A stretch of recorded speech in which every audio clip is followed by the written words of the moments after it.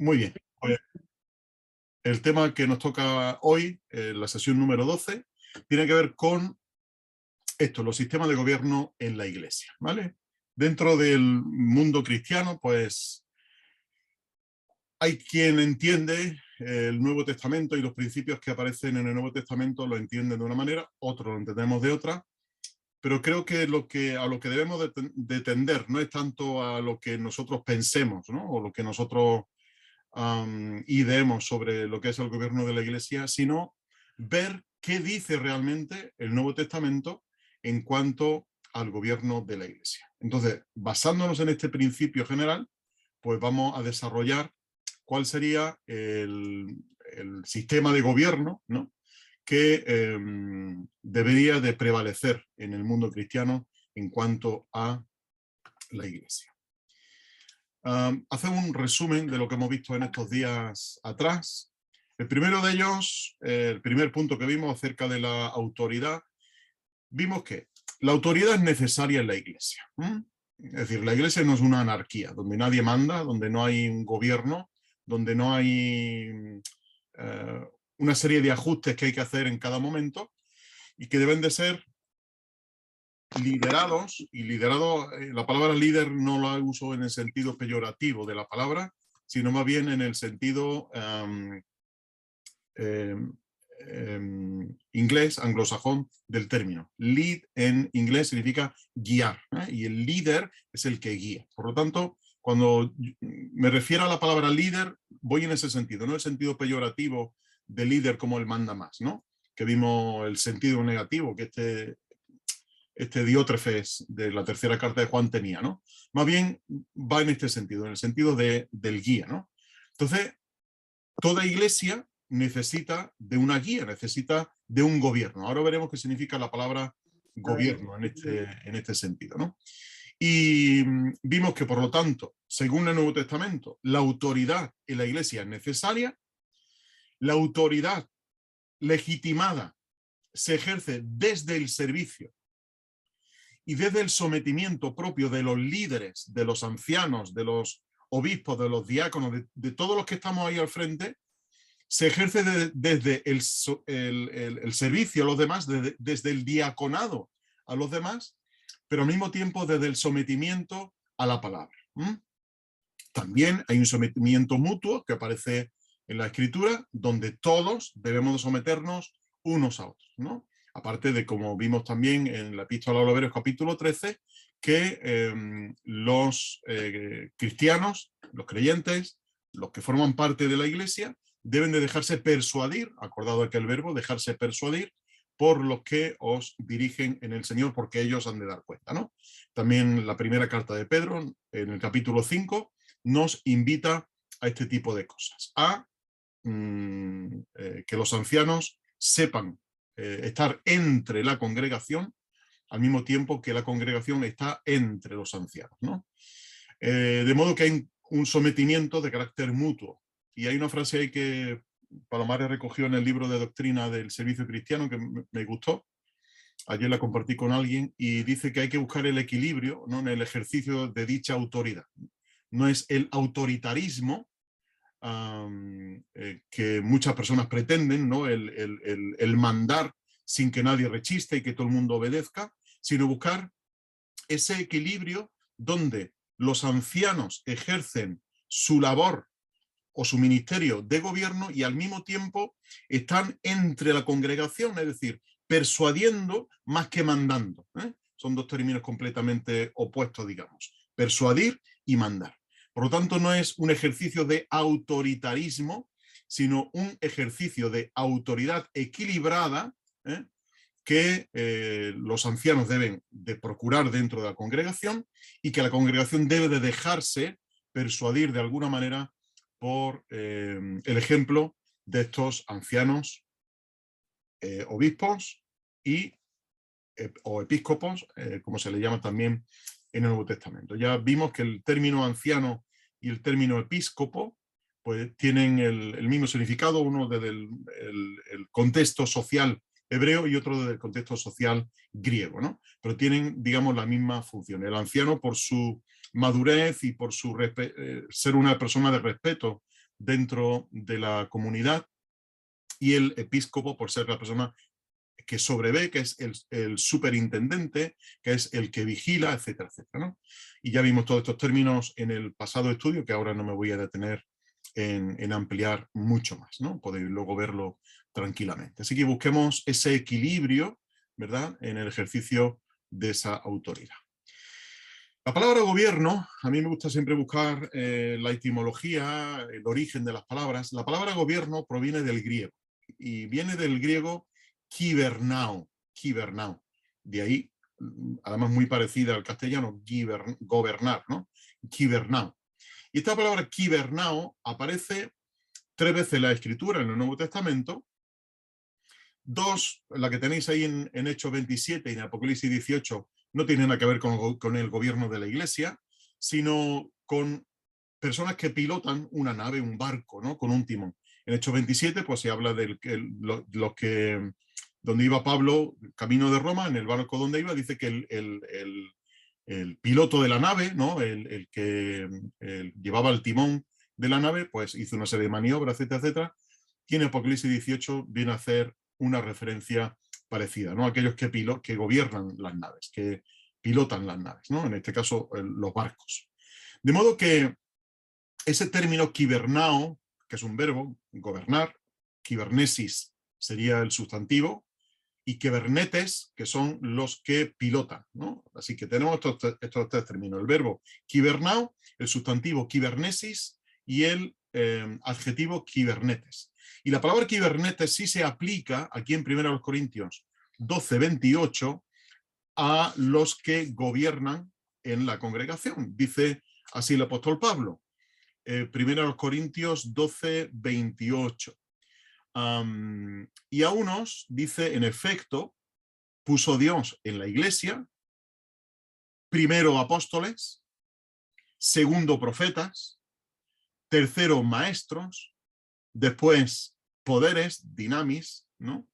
Después dones de sanaciones, dotes para ayudar, y aquí viene la palabra, dotes para administrar o para gobernar, para dirigir, para guiar. Todo esto son sinónimos de esta palabra o significados, acepciones de esta palabra kibernao. Administrar, guiar, gobernar, dirigir, pilotar, conducir, ¿vale? De modo que, fijaos que el sentido bíblico de esa palabra tiene que ver con alguien que está dirigiendo, porque la iglesia no puede ser un barco a la deriva. Ahora veremos algunos sistemas de gobierno de la iglesia donde parece que está todo a la deriva, donde no hay nadie que dirija, donde no hay mapa, en este caso el mapa de la palabra de Dios, el mapa de la Escritura, que nos conduce. Pero hay alguien que tiene que saber interpretar ese mapa y seguir esa ruta que viene indicada en el mapa, ¿no? Y seguir las coordenadas adecuadas de ese mapa.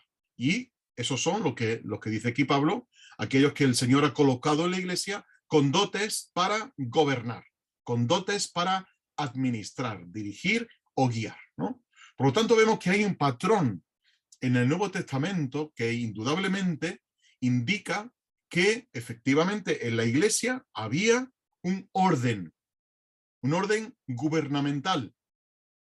Ahora, con el paso del tiempo, algunos fueron interpretando ese orden gubernamental de una manera no lo más adecuada posible. Ahora os referiré un hecho que ocurrió alrededor del año 115 y que se prolongó ya a lo largo del resto de siglos, porque entendamos también que muchas veces la iglesia se fue acomodando a las circunstancias sociales y políticas de la época. Vimos la semana pasada que la iglesia no es una monarquía, pero en muchas épocas de la historia la iglesia se ha comportado a nivel gubernamental, se ha comportado como una monarquía, ¿no? Y de hecho hoy día hay una facción de la llamada iglesia, de la llamada cristiandad, que efectivamente se comporta como una monarquía, donde hay el gobierno de una sola persona, ¿no? Dentro del catolicismo romano, pues han elegido ese sistema jerárquico de gobernar la iglesia, ¿no? Vamos a ver si eso tiene algún sustento en la palabra de Dios o no lo tiene, ¿no? O si hay que revisar algunas cosas que haya que revisar, ¿no?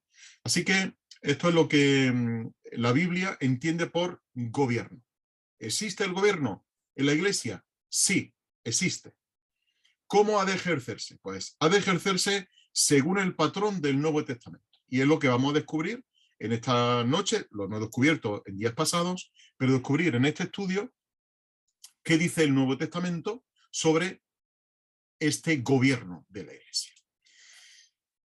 A nivel general hay tres principios que son archiconocidos, ¿no? Primero, el gobierno de la iglesia es una teodemocracia, es decir, que la autoridad en primer lugar reside en Cristo y en la Escritura y en la obra del Espíritu Santo. Eso lo vimos también en el estudio pasado, ¿no? o en el anterior.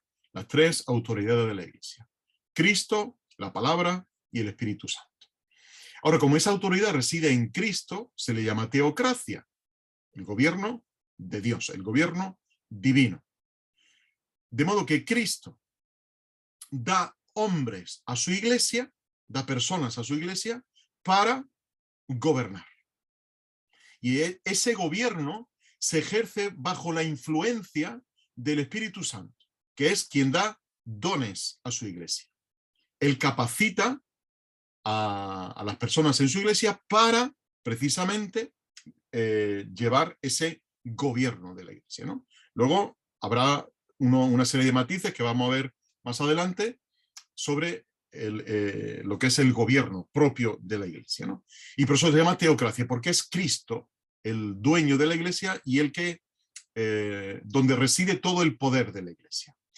Pero se le llama también democracia porque toda la iglesia en su conjunto, en primer lugar la iglesia local y de manera extensa la iglesia universal, pero toda la iglesia reconoce esos dones que el Espíritu Santo ha dado a su iglesia y al reconocer esos dones los promueve.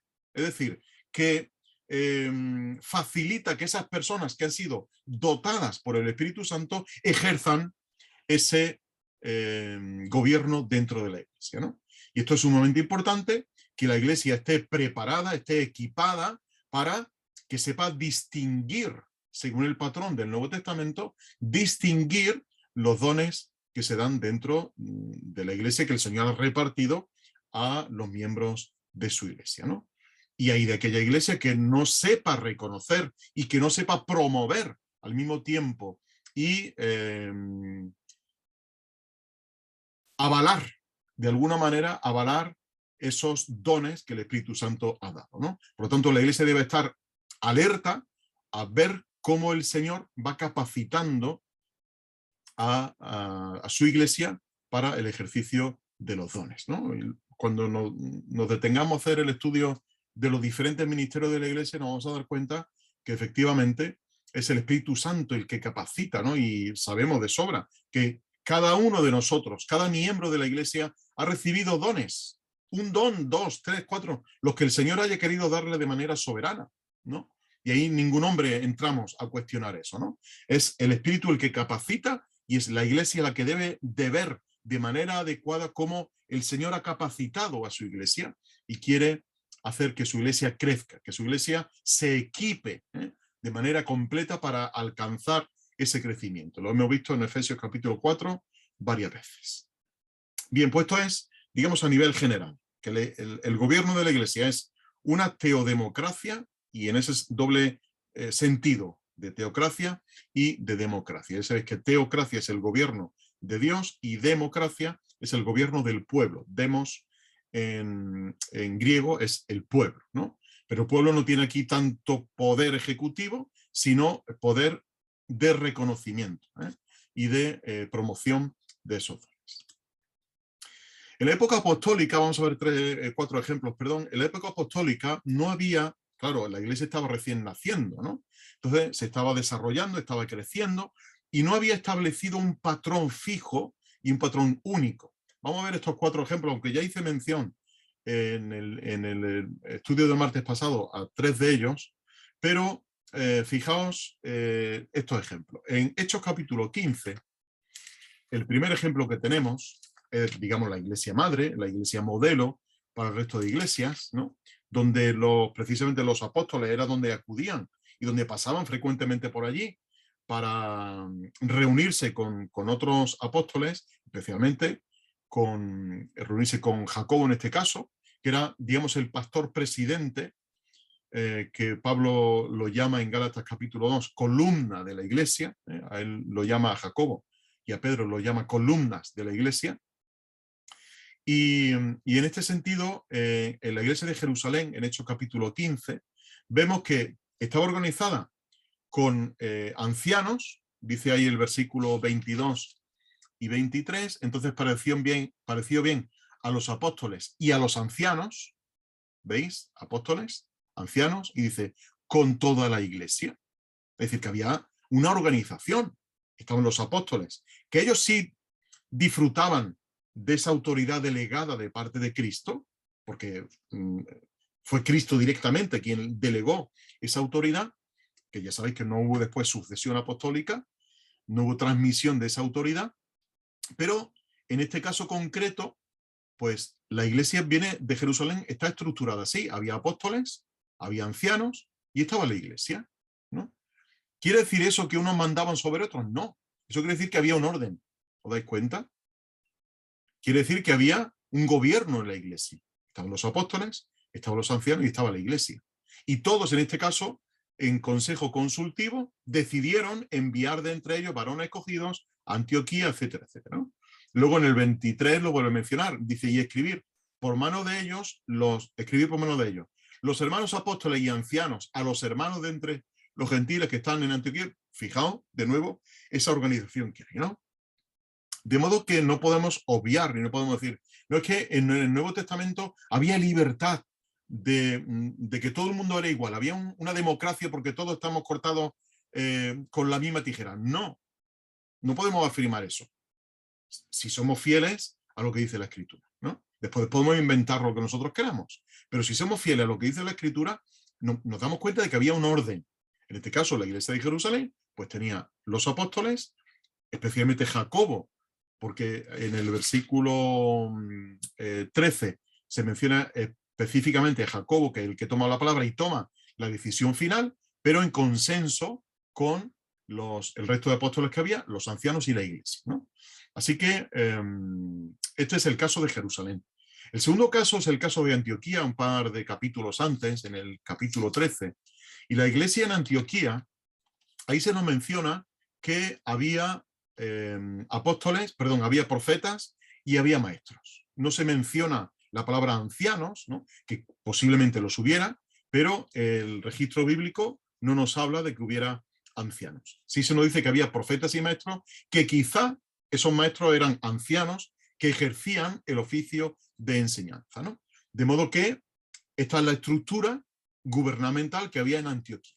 Jerusalén estaba organizada de una manera, Antioquía se organiza de otra manera, Éfeso, en Hechos capítulo 20, versículo 17, cuando dice que Pablo mandó a llamar a los ancianos que había en Éfeso, dice, desde Mileto envió recado a Éfeso y mandó llamar a los ancianos de la iglesia, ¿no? Así que vemos que en Éfeso sí había ancianos en la iglesia.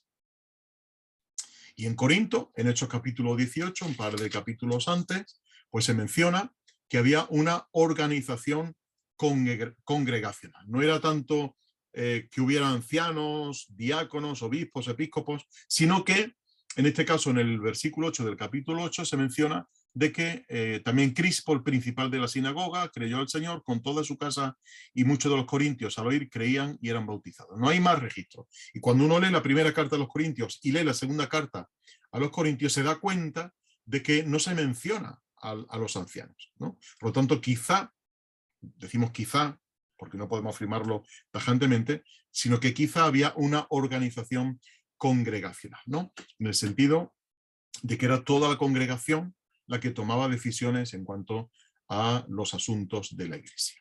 Esto es en la época apostólica. Indudablemente, el tiempo pasa y llegan los llamados padres de la iglesia. Os voy a leer ahora un párrafo de F.F. Bruce en el libro este que os comenté, del fuego se propaga. Pasa el tiempo y pues hay una serie de desviaciones, ¿no? Y esas desviaciones de pasar de ese sistema que en un momento dado pasó por un sistema tripartito, ¿no? La iglesia local, que tiene un obispo, tiene varios ancianos y tenía además diáconos, ese sistema, pues empieza a modificarse, ¿no? Por una serie de conveniencias históricas, que ahora os comentaré. El primer testimonio, dice este autor F.F. Bruce, es un libro de historia de la Iglesia, de cómo se va propagando a lo largo del tiempo.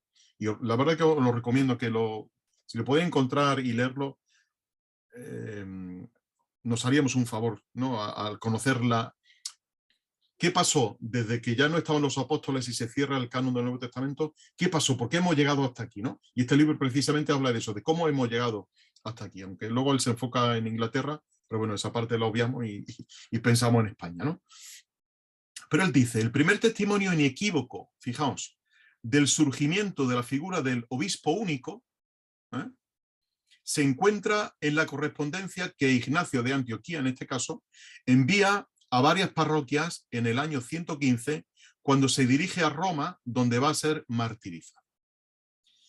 El mismo Ignacio fue obispo de Antioquía en ese sentido, y él insistió en que la institución del obispo único era esencial en la iglesia y que su autoridad, fijaos, estamos hablando ya del año 115, no nos estamos alejando mucho del último apóstol, el apóstol Juan, de cuando falleció.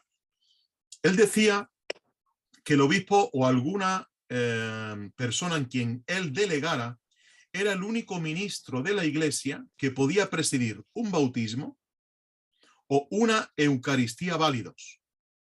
Incluso un ágape, es decir, una comida fraternal, no podía llevarse a cabo sin él. No os asustéis, que ahora viene lo siguiente. La vehemencia, dice este autor, en las afirmaciones de Ignacio de Antioquía es de hecho la prueba más evidente de que esta visión del carácter indispensable y supremamente autoritativo del cargo estaba lejos de ser compartido universalmente. Es decir, que el resto de iglesias no estaban tan de acuerdo con Ignacio de Antioquía en que era el obispo único el que debía presidir el bautismo, el que debía de presidir la mesa del Señor, la Eucaristía, o el que debía de presidir incluso hasta los ágape, ¿no? No estaba tan claro a nivel universal. Pasa que luego hubo una serie de circunstancias históricas que empujaron a la Iglesia a decantarse por este sistema, ¿no? Pero fijaos que ya en el año 115 ya había quien pensaba que este era el sistema válido para llevar a cabo esto. Esto tiene su sentido. El sentido que tiene es que estaban surgiendo, estaban naciendo en ese momento muchas herejías dentro de la Iglesia. Y por lo tanto había que restringir de alguna manera el dominio o el control de esas, para que esas herejías no se introdujeran dentro de la Iglesia, ¿no? Y por lo tanto los padres de la Iglesia, lo que se llaman los padres apologistas, fueron los que estuvieron al tanto de todo esto y defendieron la sana doctrina y la mantuvieron la sana doctrina frente a todas estas herejías que iban surgiendo, ¿no? Sigue diciendo este autor que a mediados del siglo II el ideal de Ignacio había prevalecido casi en todas partes. La iglesia de Alejandría, por ejemplo, fue gobernada hasta el tercer siglo por un colegio de presbíteros, los cuales elegían a uno de sus miembros como su presidente u obispo, ¿no? Y luego él da una serie de razones aquí de por qué surgieron este tipo de gobiernos dentro de la iglesia, ¿no? Así que fijaos que todo tiene un sentido y todo tiene una historia y todo tiene un proceso, ¿no?, que no podemos obviar. Pero, de nuevo, como decían los latinos, ad fontes, vayamos a las fuentes, a ver qué dice la Biblia en cuanto al respecto, ¿no? Y nos encontramos lo siguiente, que llega pasó el tiempo y nos encontramos con tres sistemas de gobierno principales. Hay una clasificación universal, digamos, sobre el sistema de gobierno de las iglesias. El primero es el episcopal.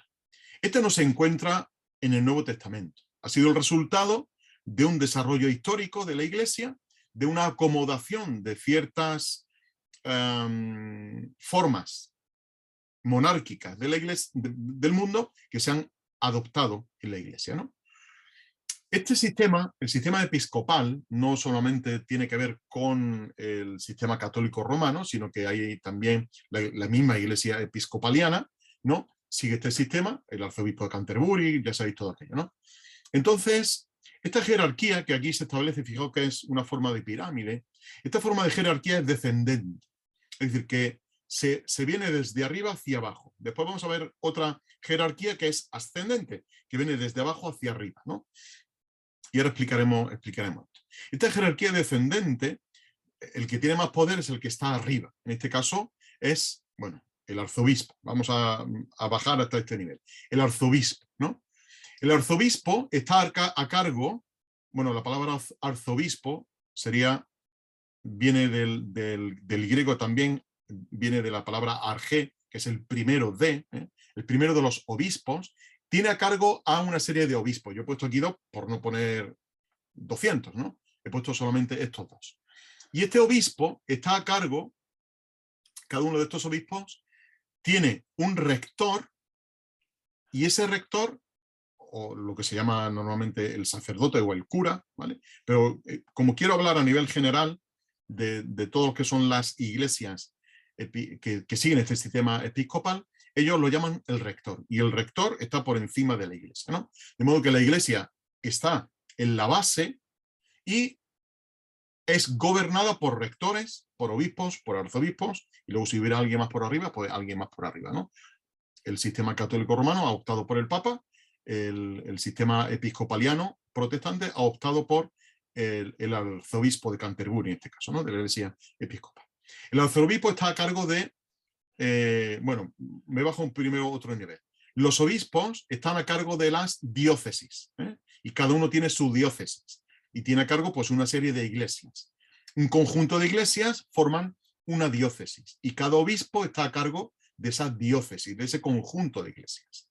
La suma de esta diócesis forman una archidiócesis. De nuevo la palabra argi. Archidiócesis es la que está por encima de las diócesis. Entonces el conjunto de diócesis conforma la archidiócesis, y esa archidiócesis está gobernada por el arzobispo, el argeobispos, el arzobispo, el primero de los obispos, ¿no? Fijaos hasta tal punto el poder jerárquico que tiene este sistema episcopal, que había una frase en latín que decía ubi episcopos ibi ecclesia, que quiere decir, donde está el obispo está la iglesia. Así que fijaos el poder que se arrogan estas personas para decir que ellos son los representantes de la iglesia. Es decir, no cuentan tanto las bases, sino que esté el obispo. Era lo que hemos visto antes de Ignacio de Antioquía, ¿no? Que el obispo es el que tiene la supremacía. Y en este caso, pues vemos que el Nuevo Testamento no da apoyo a esto. No encontramos en ningún lugar del Nuevo Testamento apoyo para este sistema jerárquico, ¿no? De diócesis, de archidiócesis, de rectores, de obispos, de arzobispos. Ha sido un trasunto histórico, ha sido algo que ha venido a lo largo de la historia, pero que no está avalado en ningún momento por el Nuevo Testamento, ¿no? De modo que este es el sistema episcopal, ¿vale? Que existe no solamente en el mundo católico romano, sino además en el mundo protestante, ¿vale? No nos asustemos de escuchar, por ejemplo, la iglesia episcopal, ¿no? Bien, este sistema, veis, creo que es conocido, archiconocido si queréis, por usar la misma palabra, y es muy común en nuestros días, ¿no? El segundo sistema de gobierno es el sistema presbiteriano. Este sistema presbiteriano sigue no una jerarquía ascendente, sino una jerarquía descendente. Y os explico lo siguiente. Mirad, vamos a arrancar desde abajo. Vamos a donde pone aquí abajo las bases, ¿vale? No sé si tengo aquí una opción de esto, pero bueno, ya está. O vais abajo con vuestra vista donde pone las bases, ¿no? Y las bases son la iglesia. La iglesia elige, bueno, aquí dentro de estos cuadraditos que pone sesión, fijaos que hay 4 cuadraditos que pone sesión, AA, he mezclado de vez en cuando ahí una P, etcétera, etcétera, y ahora os explico eso qué significa. La iglesia nombra a una serie de ancianos y a un presbítero. la letra P en esos cuadraditos donde pone sesión son los presbíteros y la A son ancianos. He puesto número variado en cada uno de los cuadros para que veáis que no hay un número fijo, que depende del número las personas que conformen la iglesia, si habrá más ancianos o no, ¿no? Pero siempre hay ancianos y un presbítero. De modo que, a ver, es que quiero usar esto, pero no sé si puedo. No, aquí no voy a poder. Bueno, hay ancianos y un presbítero dentro de esos ancianos, elegidos por la iglesia, elegidos por la asamblea, por la congregación, elegidos por las bases. Ese conjunto de ancianos y de presbítero, nombrado dentro de ese conjunto de ancianos, ese presbítero forma parte además de un conjunto de presbíteros, es decir, el presbítero de cada congregación se junta con otros presbíteros de la misma denominación y conforman lo que se llama el presbiterio, conjunto de presbíteros, el presbiterio. Y ese presbiterio pues está a cargo, como veis, de las diferentes, lo que ellos llaman sesiones, ¿no? ¿Por qué está organizado así? Bueno, ellos dicen que hay que mostrar la unidad del cuerpo de Cristo. La única manera de demostrar esa unidad del cuerpo de Cristo y la única manera de prevenir que una misma congregación caiga en un error doctrinal es manteniendo unas personas que gobiernen sobre las congregaciones. Y si el Señor ha equipado a estas personas, a estos ancianos y a este presbítero de entre los ancianos, los ha equipado con su sabiduría, pues ¿por qué van a gobernar solamente una iglesia? Pueden gobernar más iglesias. De modo que son ancianos, no solamente estos presbíteros no son ancianos de su iglesia, sino además de otras iglesias. Así que fijaos, que cada presbítero está en una iglesia, pero al mismo tiempo ese presbítero puede gobernar sobre otras iglesias, cosa que no ocurre, como ahora veremos, en el sistema congregacional, donde cada anciano gobierna en su iglesia, no tiene más esfera de ejercicio de su ancianato, sino dentro de su propia congregación, ¿no? Es decir, que los que somos ancianos en una iglesia no podemos ir de ancianos a otra iglesia, porque no somos ancianos de esa iglesia, no mandamos en esa iglesia, ¿no? Ni gobernamos esa iglesia ni nada de eso. De modo que el presbiterio está formado por estos presbíteros que nacen, como digo, del nombramiento que la propia iglesia hace. Pero este presbiterio, el conjunto de presbiterios de diferentes ciudades, de diferentes localidades, de diferentes naciones, forman un sínodo. Veis que por eso decir lo de la jerarquía ascendente, viene desde abajo, nombrado por la iglesia, no nombrado desde arriba por nadie, sino nombrado desde abajo por la iglesia, y forman los ancianos, los presbíteros, el conjunto de presbíteros forman un sínodo, y el sínodo está gobernado por una asamblea general, ¿no? de esa congregación, o perdón, de esa denominación. De modo que la iglesia presbiteriana, nunca mejor dicho, pues forma parte de este sistema de gobierno, ¿no? Y veis el sistema que tiene. Es diferente al sistema episcopal que hemos visto antes, en que el nombramiento viene desde abajo, no viene desde arriba, ¿vale? La jerarquía, aunque también es jerárquico, pero la jerarquía nace desde abajo hacia arriba, ¿vale? Así que este es el segundo sistema, el sistema presbiteriano. Veis que ellos tienen sus razones. Tampoco en la Escritura encontramos un sistema organizativo de este calibre, no existe, no se da, simplemente hay una acomodación histórica de nuevo para avalar y para defender este sistema de gobierno. Y el siguiente sistema de gobierno, aquí hay varios, hay al menos creo que hay 5 o 6 los que voy a comentar, pero todos forman parte del sistema congregacional.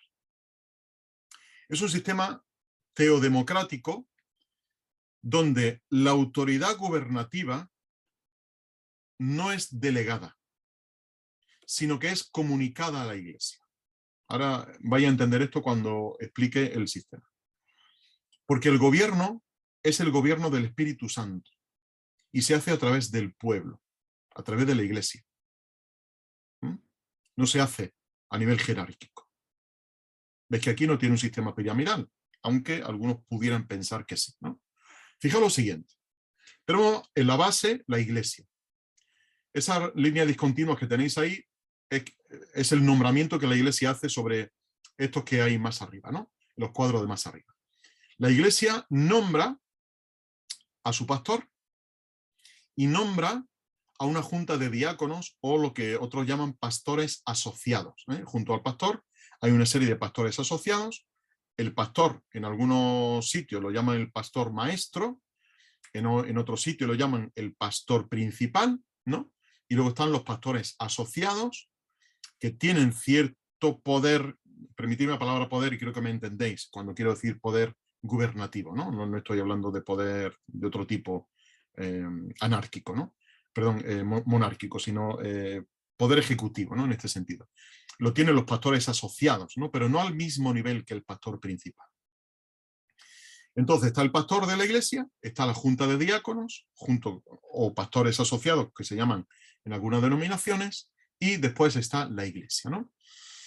Pero es la iglesia la que nombra tanto a sus diáconos como a sus pastores asociados como a su pastor, ¿eh? Y el pastor o bien nace de dentro de la propia congregación o de dentro de la misma denominación, bautista, asamblea de Dios, asamblea de hermanos, lo que sea, ¿no? Entonces, este es el sistema, el primer sistema muy conocido en muchos ámbitos del sistema congregacional. Hay otro sistema congregacional más, es este. Os explico el cuadro de arriba. La A significa ancianos, la P es pastor y la D son diáconos. Hay un cuerpo gubernamental, un cuerpo de gobierno dentro de la iglesia, que están los ancianos. Fijaos que el pastor está al mismo nivel que los ancianos, no figura como figura, y valga la redundancia, como figura superior, sino al mismo nivel que los ancianos y, si queréis, un pelín por encima de los diáconos, ¿vale? Por eso están dentro de la misma cuadrícula. Los ancianos, el pastor, que podríamos decir que, aunque sea del cuerpo de los ancianos, en alguna literatura vais a encontrar que se llama el primum inter pares, el primero entre iguales, ¿eh? El primum inter pares, son 3 palabras en latín, que es el primero entre los iguales. De modo que de entre los ancianos hay uno, que digamos que es el pastor principal, acordado de lo que hemos visto en Hechos capítulo 15, con la iglesia de Jerusalén, con Jacobo, que es el presidente de ese consejo de ancianos, ¿verdad? Junto también con los diáconos, y son los que gobiernan la iglesia, ¿vale? Esto no quiere decir que la iglesia esté por debajo de, ¿no?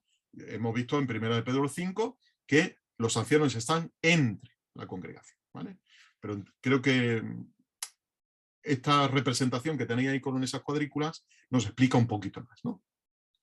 Así que los ancianos, el pastor y los diáconos y la iglesia. La iglesia es la que nombra a sus ancianos, la que nombra al pastor y la que nombra diáconos. Pero veis que de nuevo es la iglesia la que toma esa decisión de reconocimiento y de nombramiento de estos ancianos y pastores. El siguiente sistema congregacional es un sistema donde ahora no existe la figura del pastor, sino del anciano destacado, o anciano presidente, ¿eh? Fijaos que por eso no he puesto una P, he puesto una A con un asterisco, que es el anciano presidente, ¿no? Es decir, que es un sistema muy parecido al anterior, pero dentro de los ancianos hay un anciano que, aunque no está dedicado a pleno tiempo a la congregación, a la obra del Señor, pero digamos que es el anciano principal, es el anciano presidente de ese consejo, ¿no?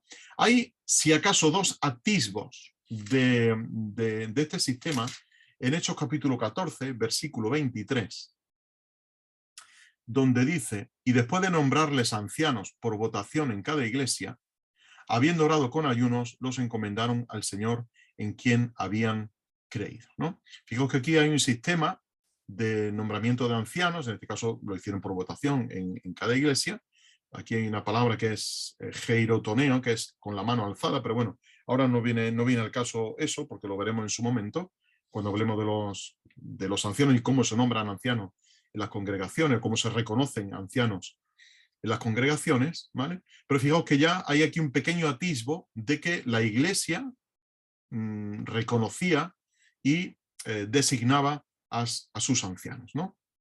Y en Tito 1, 5 a 7, Pablo le dice a Tito: por esta causa te dejé en Creta, para que establecieses ancianos en cada ciudad, ¿no? De modo que volvemos a ver que los ancianos existían en la iglesia primitiva.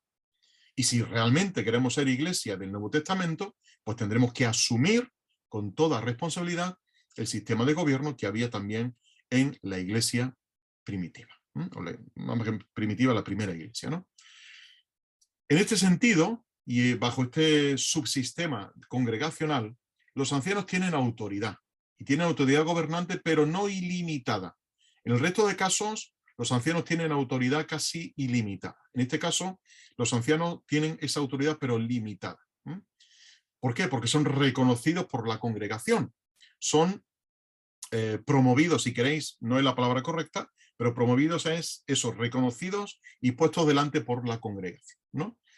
Así que este es otro de esos sistemas congregacionales que existen. Hay algunos sistemas más dentro de este subsistema más dentro de este sistema de gobierno congregacional, que es este. La iglesia nombra al pastor y la iglesia nombra a la junta de la iglesia. Para esto a nivel del mundo empresarial puede funcionar muy bien. Pero en la Biblia, yo conozco alguna iglesia que se gobierna así, pero en la Biblia esto no existe. No existe. Una junta de iglesia, un pastor y después la iglesia, ¿no?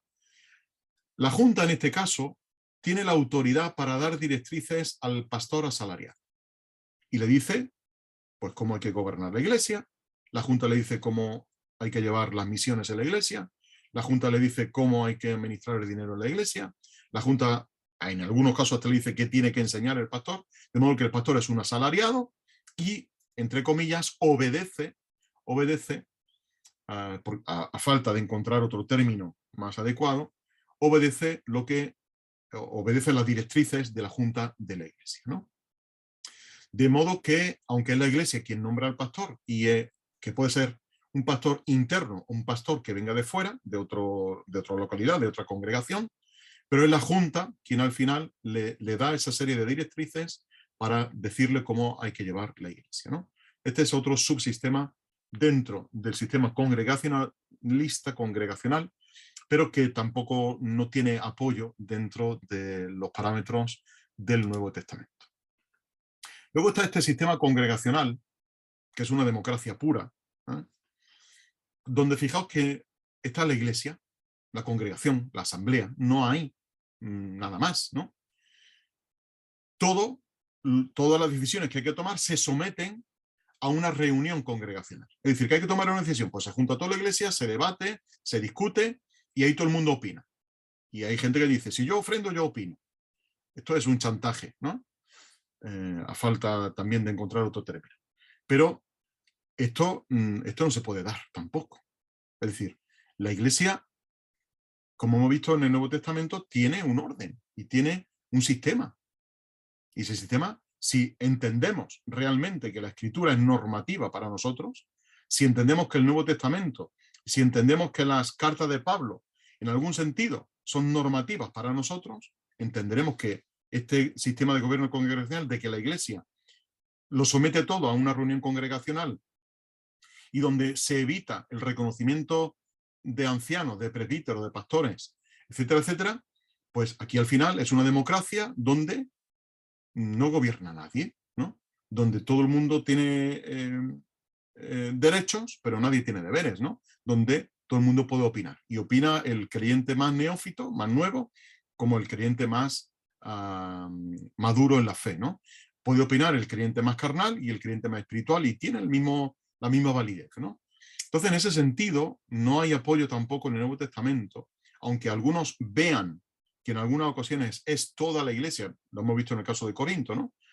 Y al final tenemos que leer las dos cartas a los Corintios para entender el desastre que había dentro de la congregación, porque como nadie mandaba, había diferentes facciones dentro de la iglesia. Yo soy de Pablo, yo de Apolo, yo de Cefas, yo de Cristo, y ahí había un batiburrillo de personas que se organizaban en clanes, ¿no? Y entonces estaba el partido de Pablo, el partido de Apolos, el partido de Cefas, de Pedro, el partido de Cristo, ¿no? Lo más espiritual decían que eran del partido de Cristo, ¿no? Entonces aquello era un lío tremendo. ¿Por qué? Porque no había un establecimiento de ancianos dentro de esa congregación. Por lo tanto, con el paso del tiempo vamos a ver que efectivamente hay que ir nombrando ancianos para darle cierta estructura a la iglesia, ¿no? Entonces este sistema congregacional de que la iglesia es la que se autogobierna, perdón, de manera democrática, pues tampoco no hay un apoyo firme en la escritura, aunque sí se cuenta con la iglesia, a la hora de tomar una serie de decisiones, pero no la iglesia per se, ¿no? Es la que se autogobierna. Y luego hay otro sistema un poco más diluido, por eso he puesto ahí esa figura de ahí más diluido, más líquido si queréis, ¿no? También de democracia pura, un subsistema de democracia pura dentro del sistema congregacional, donde dicen, pues no se necesita ningún tipo de gobierno, todos los creyentes, esto es una corriente más bien pietista, ¿no? Más bien, eso, pietista, donde dicen, todos deben ser sensibles a la guía del Espíritu Santo. Todo debe de hacerse según el Espíritu Santo vaya guiando. Esto suena muy bien, pero no es efectivo en la práctica, ¿no? Porque se deja pie al subjetivismo, a la subjetividad, al emocionalismo, a lo que yo sienta en ese momento que creo que el Espíritu Santo me está guiando a. Y el otro piensa que el Espíritu Santo lo está guiando a B, y a mí me está guiando a C, y al otro lo guía a D, ¿no? Entonces, cuando no hay unanimidad de criterio, pues no se avanza, no se toman decisiones, ¿no? Entonces, cuando no se avanza en el presente, tampoco hay garantía de que se avance en el futuro, ¿no? Entonces, cuando hay que tomar decisiones, pues se toman por consenso. Entonces, toda la iglesia se reúne y de nuevo votan o deciden por consenso, por votación o por cualquier otro sistema, se toman todas las decisiones que hay que tomar, ¿no? Así que fijaos que todos estos sistemas y subsistemas que aparecen dentro de lo que es el gobierno de la iglesia, pues han tenido cabida y tienen cabida, de hecho, hoy día en la cristiandad, ¿no? Ahora, ¿cómo nos acercamos más al Nuevo Testamento? Pues tendremos que ver, como ya hemos repetido muchas veces, tendremos que ver cómo se organizaba la iglesia del Nuevo Testamento. Y en ese sentido, si entendemos que la escritura es útil para enseñar, entenderemos que las epístolas del Nuevo Testamento son útiles para enseñar. Y si entendemos que la escritura es buena para toda buena obra, pues entenderemos también que las epístolas del Nuevo Testamento son buenas para saber cómo organizar la iglesia. Hay hoy día un movimiento que anda por ahí, tuvo su explosión como un descontento dentro de la cristiandad, y es lo que ha venido a llamarse la iglesia orgánica. Yo he leído algunos libros acerca de la iglesia orgánica, de hecho tengo por ahí algunos de ellos. Conozco algunas personas que siguen la iglesia orgánica, no tienen un local de reunión fijo, se pueden reunir lo mismo en el campo que en un local que alquilen, no sé, en cualquier lugar donde puedan tener cabida, ¿no? Y se llaman iglesia orgánica porque han huido de cualquier encorsetamiento, si queréis, de cualquier estructura rígida de iglesia, rígida en el sentido de que hay una organización, ¿eh? Entonces han huido de eso porque han entendido algunos pasajes del Nuevo Testamento como diciendo que es toda la iglesia, todos somos iguales, todos disfrutamos del sacerdocio. Vamos a dedicar un poco más adelante una sesión a hablar del sacerdocio del creyente. Y vamos a ver qué dice la Biblia sobre lo que es el sacerdocio del creyente, ¿no? Que no tiene nada que ver con la organización de la iglesia. que son dos cosas, dos conceptos que aunque están relacionados, pero corren paralelos dentro de la doctrina bíblica, ¿no? El sacerdocio universal del creyente con la organización de la Iglesia, que no son antagónicos, que no son incompatibles, que son compatibles, ¿no? Pero achacar con que todos somos sacerdotes, con que todos somos iguales, con que todos somos investidos por el Espíritu Santo de la misma manera, pues todos debemos de tomar decisiones, ¿no? Y no debe de haber una estructura, ¿no? Yo entiendo, ya con 50 años o casi, todavía no, pero con casi 50 años que tengo, entiendo, habiendo pasado ya por diferentes sitios, ¿no? Y diferentes instituciones donde he tenido más o menos responsabilidad, entiendo que esto pueda tener que sea una reacción, una contrarreacción, ¿no? A cierto sistema rígido. Lo entiendo perfectamente, pero es tirar por la tangente, es decir, es tirar el agua con el niño dentro. Entonces, habrá que tirar el agua, pero conservar el niño dentro de la bañera, ¿no? No podemos tirar el agua y tirar el niño también. Hay que tomar las cosas de manera sensata, ¿no?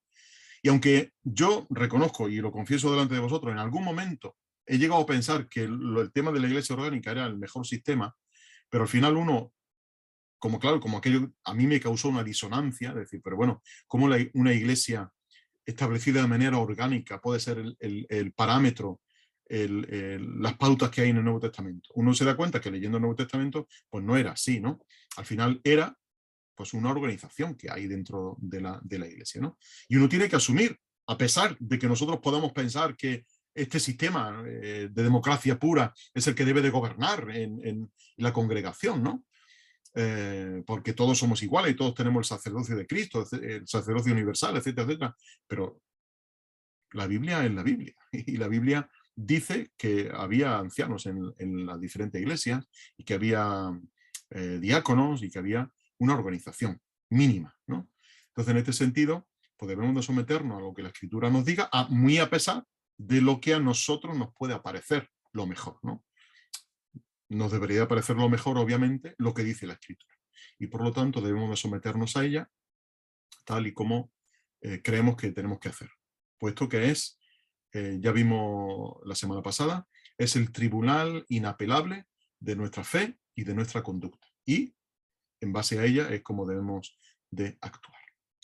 Sé que la clase de hoy ha sido un poquito más teórica, pero bueno, espero que hayáis podido, si no lo conocíais, conocer estos sistemas de gobierno y los diferentes subsistemas dentro de cada una de ellas. Y si los conocíais, por lo mejor refrescaros algunos conceptos o simplemente reflexionar juntos sobre esta idea, ¿no? Bien, pues hasta aquí el estudio de hoy.